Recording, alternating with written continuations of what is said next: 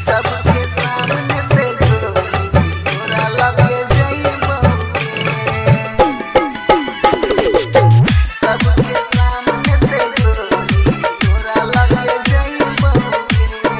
Music director DJ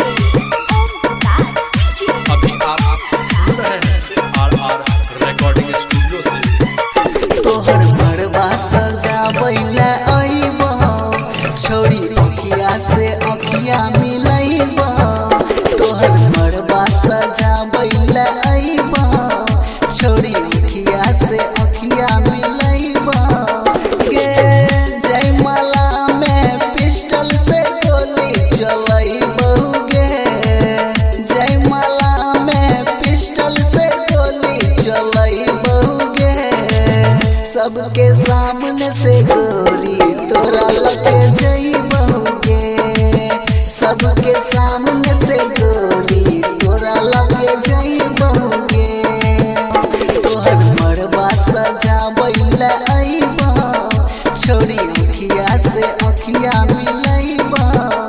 गे जयमाला में पिस्टल से गोली चलैबो गे जयमाला में पिस्टल से गोली चलैबो गे सबके सामने से गोरी तोरा लगे जइबोगे सबके सामने से गोरी तोरा लगे जइबोगे सबके सामने से गोरी तोरा लगे जइबोगे म्यूजिक डायरेक्टर डीजे ओम दास डीजे ओम दास। सबके सामने से गोरी तोरा लगे जइबोगे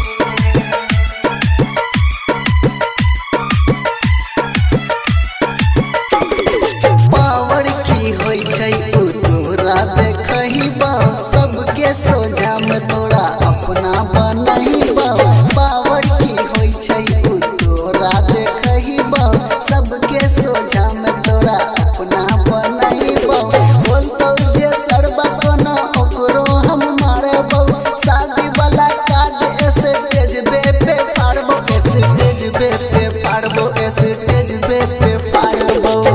तोरा बिना एक पल नहीं जान जिए पैबोगे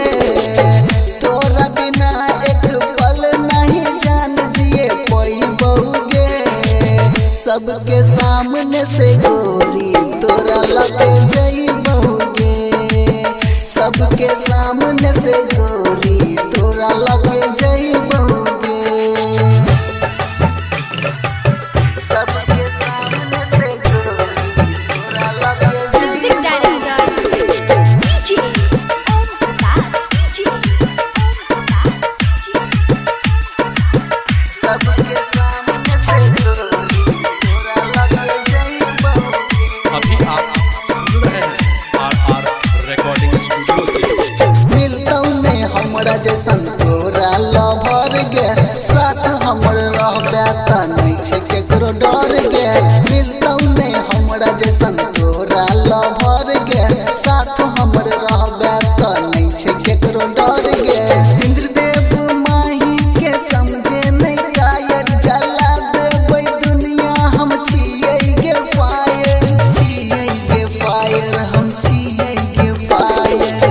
काट के हाथ अपन खून से मंगिया सजइबोगे काट के हाथ अपन खून से मंगिया सजइबोगे सबके सामने से गोरी तोरा लगे